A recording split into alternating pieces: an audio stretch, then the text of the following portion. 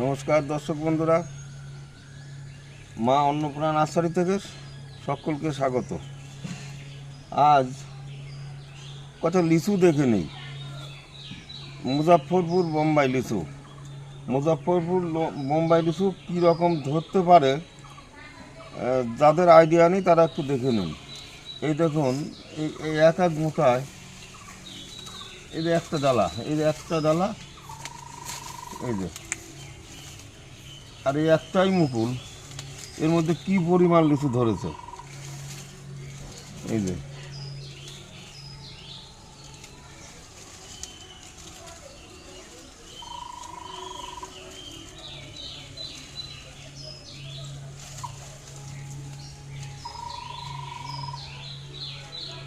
তবে লিচু লাল হয়ে গেছে, তাই বলে যে এখনই খাওয়ার মতো হয়ে গেছে, খাওয়া যাবে, তবে ঠিকঠাক খাওয়ার মতো হয়নি। এবারে তো দেখলেন বড় গাছ, বড় গাছে তো লিচু ধরবেই। চলুন আবার ছোটো গাছে আগে দেখে আসি। এই দেখুন, এত ছোট গাছেও লিচু ধরতে পারে। এটা টোটাল গাছটাই হবে 1 ফুট, একটা হলেও লিচু আছে। তবে এই গাছে তো বেশি লিচু থাকার কথা না, ফুল ধরেছিল ভালো, এই যে ফুল নষ্ট হয়ে গেছে। এখানে যে ফুল ছিল, এখানে লিচু ছিল, লিচু ধরে গেছে, একটাই কোনোভাবে টিকে আছে।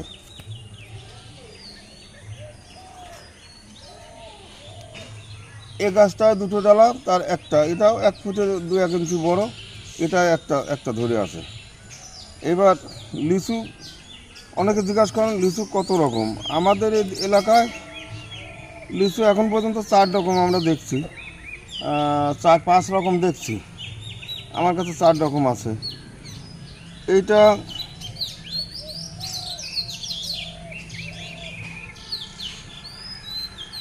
সেই মুজাফফরপুরের লিচু, যেটা বড় গাছে দেখালাম সেইটা।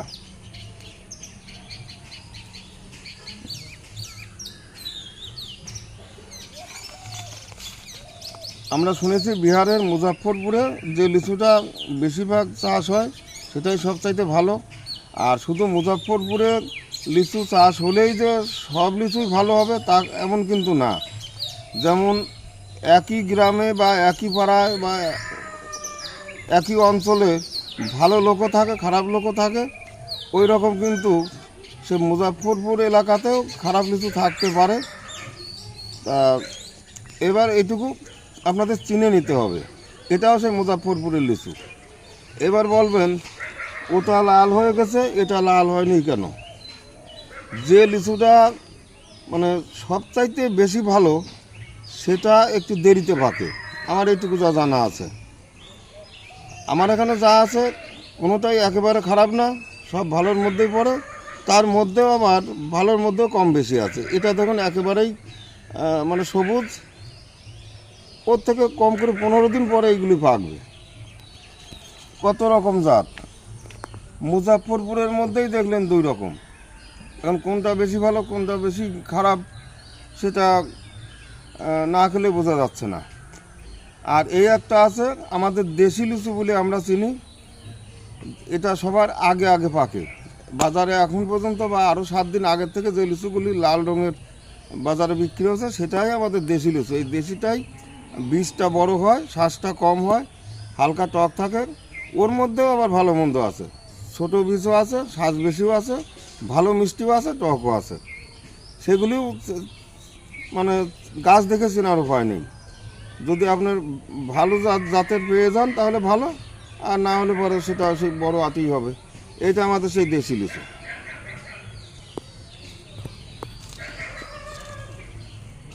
আর দেখবেন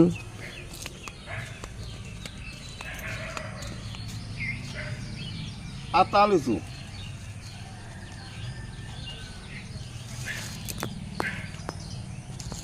আতা লিচু মানে আতা বোম্বাই, সাইজটা মুজাফফরের থেকে আরেকটু মোটা হয়, আরেকটু বড় হয়, ওই একটু শেষের দিকেই পাকে।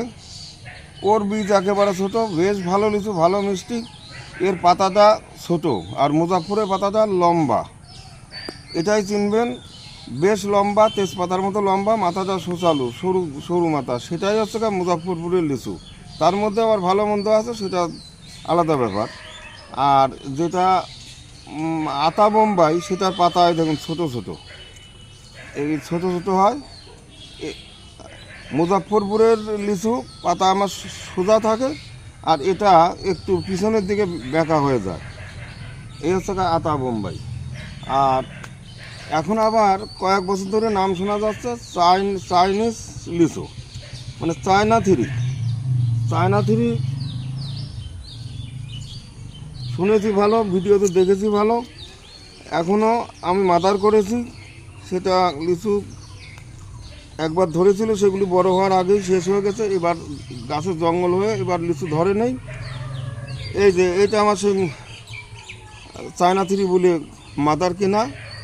যদি সঠিক দিয়ে থাকে তাহলে পরে আমার কাছে সঠিক জিনিস, যদি বেঠিক দিয়ে থাকে আমার কাছেও বেঠিক। এই চায়না থ্রি নিলে পরে মানে এই 100 গ্রামটি আমার দেওয়ার কায়দা নেই। আমি ভালো নামি দামি নার্সারি থেকে মাদার কিনেছিলাম, সেখান থেকে কলম করা। এটার পাতাও সেই আতা বোম্বাই যেরকম ছোটো পাতা হয়, আবার কতকগুলি পাতা একই গাছে কতকগুলি পাতা একটু চওড়া বেশি হয়, একটু বড় হয়।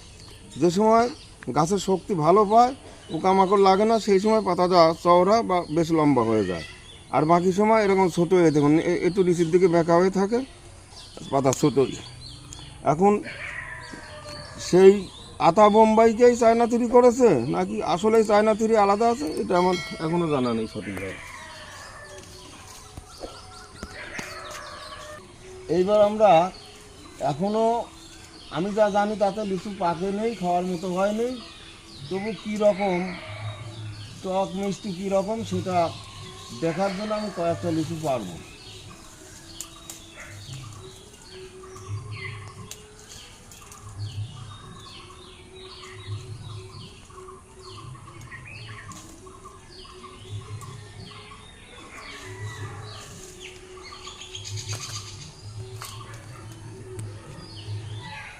এবার এখান দিয়ে এত লিচু ধরেছে, ওই সাইডে কম ধরেছে, বা উপরে লিচু খুব একটা নেই।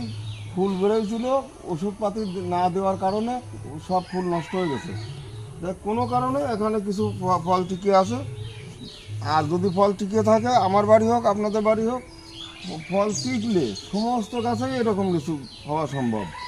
আর এইটুকু গাছে যদি চারিদিকে এরকম লিচু হতো, তাহলে পরে আমার মনে হয় 1.5 কুইন্টাল লিচু হতোই।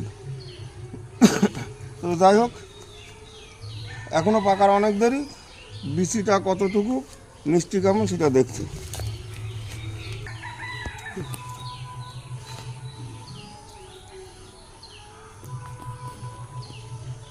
যখন লিচু ঠিকঠাক পাকবে গাছে, তখন এই চোচা একেবারে পাতলা হয়ে যাবে। এখনও চোচা অনেক মোটা আছে। আর লিচু বাড়ে যে সময় এইরকম একটু একটু লাল হয়, সেই সময় থেকেই লিচু বাড়া ধরে। তার আগে কিন্তু শাঁসটা বেশি মোটা হয় না, মানে এমন পরিমাণ শাঁস হয় বিচিটুকু সম্পূর্ণ ঢাকে না। এই লাল হওয়ার পরে কয়েকদিনের ভিতরেই লিচু সম্পূর্ণ পরিপুষ্ট হয়। এই দেখুন এখনও কিন্তু ভিতরে কালো কালো দেখা যাচ্ছে, মানে বীজ এই যে বীজ সম্পূর্ণ ঢাকে নাই। কম করে আরও 1 সপ্তাহ গেলে পরে সেদিন দেখা যাবে আর এদিকে বীজ দেখা যাচ্ছে না, এদিকেও মোটা হয়ে গেছে, মাংস মোটা হয়ে গেছে, এদিকে যেরকম এরকম মোটা।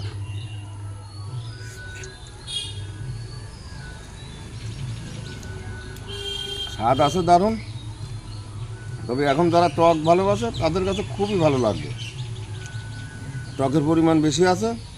আর 7 দিন গেলে আমার মনে হয় এই টকটুকু আর থাকবে না, থাকলেও একেবারে হালকা, সে ধরার মতো না।